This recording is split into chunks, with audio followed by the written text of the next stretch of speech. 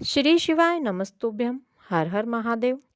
मैं पायल सैनी अपने YouTube channel व्रत त्योहार उपाय में आपका स्वागत करती हूँ। आज की इस वीडियो में हम जानेंगे पूज्य गुरु जी की भानपुर में होने वाली कथा कब से कब तक और कितने दिनों की होने वाली है। इस कथा का समय क्या रहेगा। इस कथा को गुरु जी ने क्या नाम दिया है। इसके अलावा हम जानेंगे कि आप बुरहानपुर कैसे पहुंच सकते हैं और बुरहानपुर पहुंचने के बाद आप रेलवे स्टेशन और बस स्टैंड से कथा पांडाल कैसे पहुंचे, इसकी दूरी क्या है और रेलवे स्टेशन और बस स्टैंड से कथा पांडाल पहुंचने के लिए आपको क्या साधन मिल सकते हैं।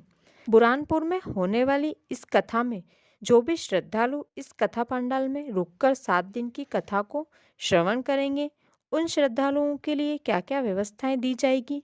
इसके अलावा भी कई जरूरी जानकारियाँ जो आज के इस वीडियो में मैं आप सभी के साथ शेयर करने वाली हूँ। तो वीडियो में आखिरी तक मेरे साथ बने रहें और इस संपूर्ण वीडियो की जानकारी का लाभ उठाएं। यदि आपके मन में अंत में कोई प्रश्न या शंका रह जाए तो आप मुझे कमेंट करके पूछ सकते हैं। मैं आपका कमेंट का तुरंत समाधान करने की कोशिश करूँगी। चलिए वीडियो शुरू करते हैं। पूज्य गुरु जी की अगली कथा 3 फरवरी से 9 फरवरी तक मध्य प्रदेश के बुरहानपुर में होने वाली है। इस कथा का नाम गुरुजी ने श्री अश्वत्थामा श्री महापुराण दिया है। इस कथा का समय दोपहर 2 बजे से 5 बजे तक रहेगा। बुरहानपुर की इस कथा का कथा स्थल माँ रेणुका कृषि उपज मंडी बुरहानपुर रहेगा। इस कथा को आप आस्था चैनल पर देख सकते हैं। इसके अलावा फेसबुक और यूट्यूब पर लाइव भी ये कथा चलेगी, आप वहाँ से भी देख सकते हैं। गुरुजी ने सभी से निवेदन किया है कि सभी को अपने जीवन में शिव महापुराण कथा को सुनने का मौका मिला है तो इस कथा को अवश्य सुने। यदि आप बुरहानपुर में या बुरहानपुर के आसपास कहीं इलाके में रहते हैं तो आपको कथा पांडाल में जाकर कथा पांडाल में बैठकर इस कथा को अवश्य सुनना चाहिए। यदि आप दिन में कथा सुनने नहीं जा सकते हैं तो रात में जो श्रद्धालु रुकते हैं वे भजन मंडली करते हैं, उनके जाकर आपको दर्शन अवश्य करना चाहिए क्योंकि वे सभी शिव भक्त होते हैं।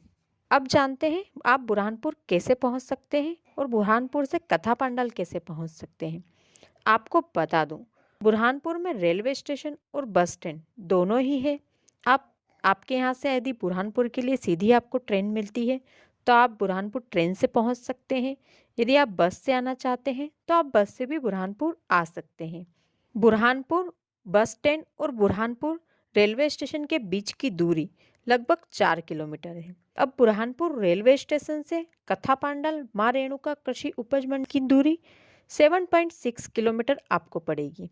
आप यहाँ से ऑटो लेकर कथा पांडाल पहुँच सकते हैं और बुरहानपुर बस स्टैंड से कथा पांडाल माँ रेणुका कृषि उपज मंडी की दूरी लगभग आपको 2.5 किलोमीटर के आसपास पड़ेगी, यानी कि 2.6 किलोमीटर इसकी दूरी है।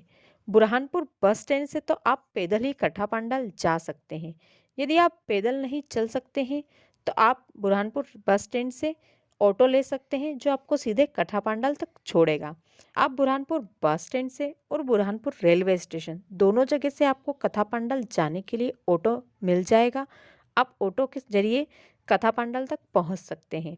ऑटो वाले आपको बिल्कुल कथा पांडाल में ले जाकर ही छोड़ेंगे। यदि आप अपने वाहन यानी कार या बाइक से आ रहे हैं तो अपने गूगल मैप में कृषि उपज मंडी बुरहानपुर डालेंगे तो आप आसानी से कथा पांडाल पहुंच सकते हैं। मैप सीधा आपको कथा पांडाल के यहाँ लाकर ही छोड़ेगा। अब जानते हैं इस बुरहानपुर की कथा में क्या क्या व्यवस्थाएं मिलने वाली है। पूज्य गुरु जी की हर कथा को सुनने के लिए बाहर से बड़ी संख्या में श्रद्धालु आते हैं, ये बात तो हम सभी जानते हैं। उनके लिए भोजन की व्यवस्था, रुकने सोने और नहाने की पूरी व्यवस्था आयोजन समिति के द्वारा की जाती है। बुरहानपुर की इस कथा में आयोजक ने बताया है कि इस कथा को सुनने के लिए 5 लाख से भी ज़्यादा लोगों के आने की संभावना है क्योंकि बुरहानपुर से आसपास बहुत सारे गांव लगते हैं, बहुत सारी सिटी लगती है, तो वहाँ से लोग बुरहानपुर कथा सुनने आ सकते हैं। इसलिए वे लोग 5 लाख लोगों का टारगेट लेकर चल रहे हैं, उसी हिसाब से सारी व्यवस्थाएं वे कर रहे हैं। रुकने वाले श्रद्धालुओं के लिए आयोजन समिति चाय, नाश्ता, खाना और शाम की खाना पूरी तैयारी की व्यवस्था की जा रही है। बुरहानपुर कथा के आयोजक ने बताया है कि इस कथा के दौरान प्रतिदिन यानी रोज 14 से 15 गांवों से श्रद्धालुओं जो रुकेंगे उनके लिए रोटी की व्यवस्था की जाएगी, यानी कि उनके घर से रोटी आएगी। एक घर से करीब 50 से 100 रोटी भेजी जाएगी। इसके अलावा बाकायदा लिस्ट तैयार की गई है कि किस दिन किस घर से और किस गांव से रोटियां आएगी। पहले दिन 25 से 30 हजार लोगों के भोजन की व्यवस्था का टारगेट वे लेकर चल रहे हैं। इसके बाद जैसे जैसे भीड़ बढ़ेगी वैसे वैसे वे भोजन की व्यवस्थाओं को भी बढ़ा देंगे। अकेले शाहपुर ने 25 क्विंटल रोटी की व्यवस्था करने की जिम्मेदारी उठाई है। कथा सुनने के लिए लगभग 300 किलोमीटर एरिया के आसपास के लोग श्रद्धालु बुरहानपुर पहुंचेंगे कथा सुनने। खास बात यह है कि इस कथा में व्यवस्थाओं को संभालने के लिए करीब 50 से अधिक समितियां बनाई गई है। इस कथा पंडाल में पार्किंग की व्यवस्था भी की गई है ताकि जो भी अपने अपने वाहनों से आए तो वे अपने वाहन वहां पार्क कर दें, ताकि कहीं भी शहर में अव्यवस्था की स्थिति ना बने और किसी को कोई परेशानी ना हो। आपको कथा पंडाल से कुछ दूरी पर ही पार्किंग मिल जाएगी। आप वहां पर अपनी गाड़ी पार्क करके पैदल कथा पंडाल पहुंच सकते हैं। इस कथा पंडाल में बाहर से आने वाले श्रद्धालुओं के सोने के लिए कथा पंडाल में और वहां पर जो भी आसपास धर्मशालाएं हैं उनमें रुकने और सोने की व्यवस्थाएं आयोजन समिति के द्वारा फ्री की गई है। यहाँ पर 150 से 200 शौचालय और बाथरूम की व्यवस्था की गई है, जिसमें रुकने वाले श्रद्धालुओं के लिए शौच और नहाने की व्यवस्था रहेगी। कथा पंडाल में 20 एलईडी और साउंड सिस्टम लगाए गए हैं ताकि जो पीछे बैठेंगे उन्हें देखने में और सुनने में कोई परेशानी ना हो। थोड़ा मौसम में बदलाव हो गया है, ठंड कम हो गई है और गर्मी का मौसम आने लगा है, तो इस बदलते मौसम को देखते हुए कथा पंडाल में करीब 300 से ज़्यादा पंखे लगाए गए हैं ताकि कथा सुनने वाले श्रद्धालुओं को गर्मी ना लगे। इस कथा में गुरुजी के व्यासपीठ को भव्य रूप से तैयार किया गया है जो सभी श्रद्धालुओं का मन मोह लेगा। यहाँ से गुरुजी अपनी कथा को बाँचेंगे। पूज्य गुरुजी की अब किसी भी कथा में वीआईपी पास की कोई व्यवस्था नहीं रहती है, इसलिए बुरहानपुर की इस कथा में भी वीआईपी पास की कोई व्यवस्था नहीं है। यहाँ पर सभी श्रद्धालु एक समान रूप से कथा को श्रवण करेंगे, सभी एक समान रूप यहाँ रहेंगे। सभी सुविधाओं के साथ श्रद्धालुओं की सेहत का भी कथा के दौरान पूरा ध्यान रखा जाएगा। इसके लिए कथा स्थल पर डॉक्टर और उनकी टीम के साथ एक एम्बुलेंस भी मौजूद रहेगी। यदि बाई चांस किसी की तबीयत बिगड़ जाती है तो उसे तुरंत इलाज मिल सके, उसकी तबीयत ज़्यादा बिगड़े नहीं। आयोजन समिति ने बताया है कि कथा सुनने वाले सभी श्रद्धालुओं को किसी प्रकार की कोई परेशानी ना हो, इस बात का वे लोग पूरा ध्यान रख रहे हैं और पूरा ध्यान रखा जाएगा।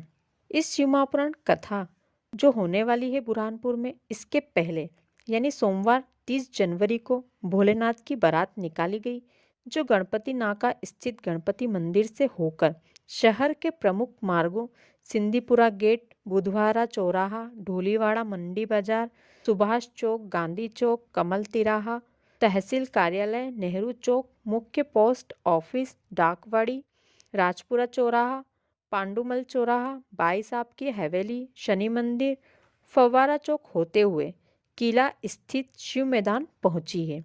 बहुत ही भव्य रूप से शिव बारात निकाली गई है।